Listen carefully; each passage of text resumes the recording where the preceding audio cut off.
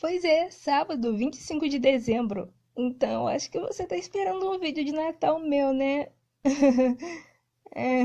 Olá, inscritos e amantes do YouTube, sejam novamente bem-vindos ao canal mais animado. Sejam bem-vindos ao vídeo que não é de Natal, é de retrospectiva. Na comunidade, eu tinha perguntado a vocês se vocês gostariam de um vídeo especial de Natal, e a maioria disse que sim, falando sobre um vídeo, uma lista de melhores especiais dos desenhos. Só que não era bem o que eu queria fazer. Até que um comentário captou quase que exatamente qual era a ideia que eu já tinha na minha cabeça. Uma retrospectiva. Então, nesse vídeo aqui, eu vou fazer uma retrospectiva das animações novas. Ou melhor, animações velhas, porque tem até coisa aqui dos anos 70, que eu conheci esse ano. E eu gostei bastante e gostaria de falar aqui no canal. Não é um vídeo de Natal, mas é um vídeo de retrospectiva. Então acho que combina bem com o último vídeo que eu vou postar esse ano. Indo numa ordem cronológica até eu dizer que não, animes. Tire da sua ideia ao escutar essa palavra, cabelos coloridos e extravagantes, poderzinho e batalhas, olhos grandes e expressões exageradas. Pois os animes que eu vou falar aqui são simples e singelos. São tão bons hoje como na época em que foram feitos. Envelheceram muito bem, sendo simples e com cenas muitas vezes emocionantes. O primeiro deles foi o anime de Anne Green Gables. Em Portugal ficou Ana dos Cabelos Ruivos. Esse anime é baseado no livro de mesmo nome de Lucy Montgomery and Green Gables. Na verdade, o primeiro livro da série. Ele foi produzido pela Nippon Animation com parte da World Masterpiece Theater e teve sua exibição original de janeiro a dezembro de 1979, conta com 50 episódios e ele, pelo que eu pude constatar, é bastante fiel ao livro. É sobre Anne, uma garotinha de 11 anos que é adotada por engano pelos irmãos Marilla e Matthew, até que ela realmente fica na ilha de Príncipe Eduardo, vai pra escola, faz uma melhor amiga, quebra a perna brincando, aceitando desafio, vai pra outra cidade estudar, tudo mais para conseguir uma bolsa, volta nas férias, encara o luto. É um anime sobre a Anne vivendo e crescendo. Ele tem completo aqui no YouTube os 50 episódios, todos em português europeu. E eu já adianto, se você tiver algum problema com essa dobragem, porque em Portugal eles sempre traduzem os nomes. É Ana, é Marília, é Matias Vicenta. Então, se você tiver problema com esse tipo de coisa, eu aconselho você assistir mesmo assim, porque eu tenho certeza que você pode passar por cima desse pequeno detalhe e aproveitar bastante a história. Eu comecei vendo uma fandublagem que foi postada aqui no YouTube. No entanto, ao longo dos episódios, como não iam tendo mais, mas tinha o audiolivro também postado, eu ficava curiosa pra ver o restante da série. Então eu acabei vendo tudo em português europeu mesmo. O próximo anime que eu assisti foi Heidi, baseado no livro de mesmo nome da escritora Johanna Spries. E esse anime é um dos vários títulos produzidos pela World Masterpiece Theater. Essa produção tem uma temporada com 52 episódios e sua transmissão original foi de janeiro a dezembro de 1974. Ela é a história de Heidi, uma menininha que vai morar nas montanhas da Suíça com seu avô solitário. E do jeito que ele a trata, prova que ele não é tão bruto quanto o povo da aldeia diz. Porém, mais tarde, sua tia Dete a busca e leva para a Alemanha, para poder ser a dama de companhia de uma menina cadeirante e solitária, a Clara. Graças a esse anime, eu tive o interesse de ler o livro, e o anime inventou algumas coisinhas assim, para deixar, digamos, o relacionamento dos personagens mais próximos. Deixa, por exemplo, a Heidi e o Pedro mais próximos, ou a Clara e a Heidi mais próximas, e até mesmo deixou o Peter, que era um garoto ciumento, bastante amigável com a menininha loira. Além disso, foi criada também algumas outras coisas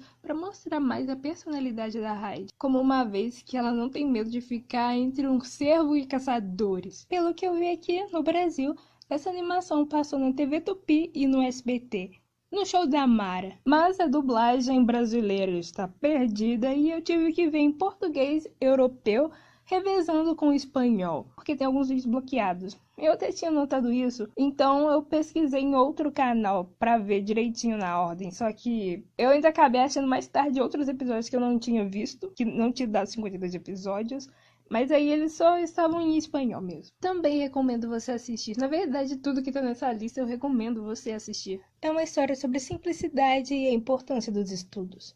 Agora, o último anime é Marco. Ele foi baseado em uma das histórias do livro italiano coração. E pelo que eu vi no canal argentino, tem 2 filmes, pelo menos, um em preto e branco, aliás. Mas eu sei muito bem que você nunca ouviu falar dessa história. A animação da World Masterpiece Theater possui 52 episódios, de janeiro a dezembro de 1976. Essa animação narra a jornada de Marco Rossi, um garotinho italiano de uma família endividada, na qual o irmão mais velho está trabalhando com ferrovia e o pai é médico em um hospital de gente mais pobre. E precisando que alguém da família trabalhasse fora para conseguir mais dinheiro, a única opção foi a mãe de Marco, que só consegue emprego do outro lado do mundo, na Argentina. Mas não tem jeito, o garoto sente tantas saudades e depois de parar de receber cartas dela, acaba por realmente decidir a viajar para cá, para a América do Sul. E o primeiro barco que ele embarca, felizmente, a tripulação se apega bastante a ele. Inclusive, o amigo que ele faz aqui é um brasileiro. Só que o segundo barco já não é tão alegre assim quanto o anterior, devido à miséria e à falta de recursos presente em um barco de imigrantes. Mas ele até que chega relativamente rápido até a Argentina. Só que é aí que as coisas começam a se complicar realmente, muito. Mas ao longo dessa jornada, ele consegue fazer amizades.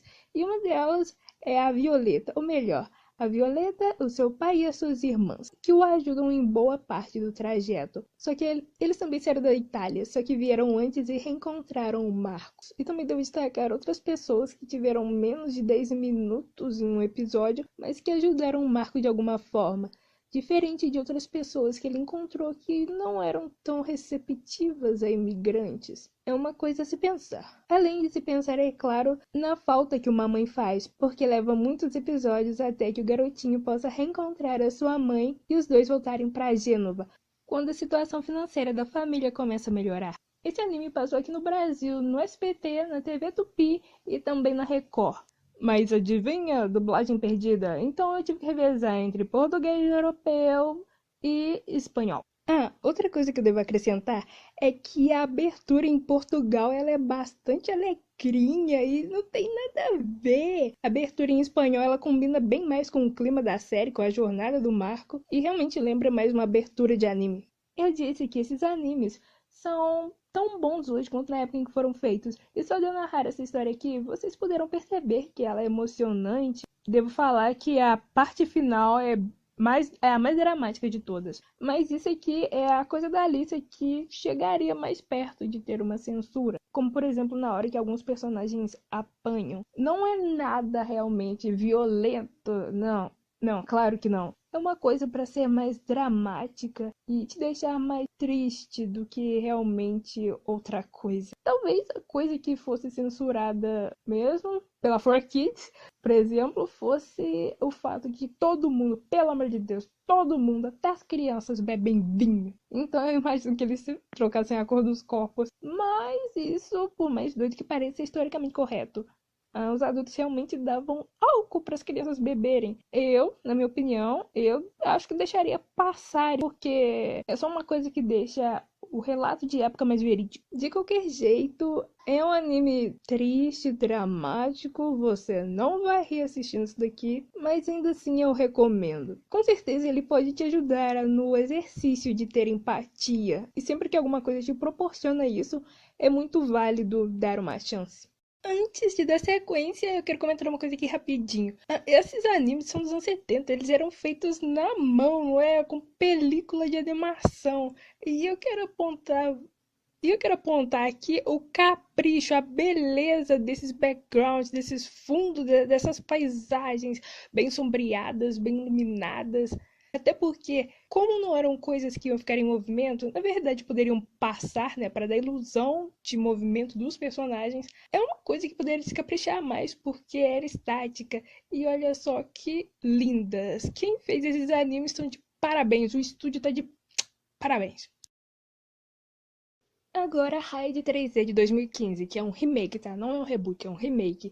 E é a coisa que vai sair daqui da ordem, porque assim que eu terminei de ver o anime, eu vi essa animação aqui 3D que conserva muito bem o visual do anime, dos personagens. E ela adapta muito bem, ou seja, criando novos personagens, criando novas situações. E como eu disse, adaptando muito bem situações que já existiam no anime, só que aqui são apresentadas de maneiras diferentes. Essa primeira temporada, muito boa, tem 39 episódios. E também tem um conteúdo extra feito em Playmobil. Só que aí resolveram fazer uma segunda temporada totalmente desconexa da primeira e totalmente desconexa do anime. Mas que ainda assim é muito boa. Começa a ter enredos com temas sérios. Paternidade, imigração, doença com risco de morte, exploração de menores. What?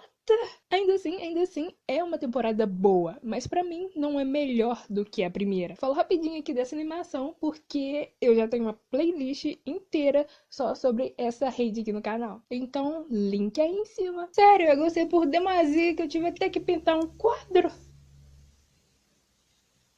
Agora, uma animação que as pessoas comentam bastante, que gostavam de assistir no Bom Dia e Companhia, enquanto almoçavam. Uma animação que todo mundo fala que assistia, mas eu, francamente, nunca assisti. Até que o SBT resolveu reprisar Super Choque. Sim, o SBT reprisou Super Choque esse ano e eu até que dei uma olhadinha, tava assistindo um pouquinho, só que não tava prestando tanta atenção. Aí, quando eu notei que estavam passando o primeiro episódio novamente, eu resolvi assistir direito. E essa animação é foda. Essa animação tem não só um protagonista negro, mas um personagem em um contexto negro. Tem um episódio dedicado a racismo, a não usar armas, muito foda. Episódio sobre dislexia. E mais recentemente o episódio de Natal que eu vi. Aliás, eu não vi todos os episódios, porque o SBT mudou um pouco de horário, então eu fiquei pelo menos sem ver 4 episódios. Então, até o momento que eu estou postando esse vídeo, eu espero já ter visto esses outros. Mas, enfim, tem esses episódios ótimos, mais os episódios que tem participação da Liga da Justiça, do Superman, do Batman do Futuro. Uma das coisas que eu mais gostei nessa animação, ela não tenta florear ou criar analogias, na qual só os adultos entenderiam o significado. Não, ela é direta. Tá falando de racismo? Tá falando de racismo. Tá falando de arma? Tá falando de arma. Tá sendo direta, fazendo com que a mensagem seja transmitida tanto para os adultos quanto para as crianças. Afinal de contas, eu aprecio muito mais quando se é direto e tenta passar a mensagem que tem que ser passada para as crianças. Afinal de contas, se é uma coisa para mudar o caráter em um desenho infantil, é para elas entenderem também. E ainda tem episódios que terminam com o Virgil falando no final, tipo He-Man. Meu Deus, esse desenho dos anos 2000 é não só bom, mas ele é bom como se fosse feito nos anos 80. E ele é uma animação de 52 episódios. Vamos lá!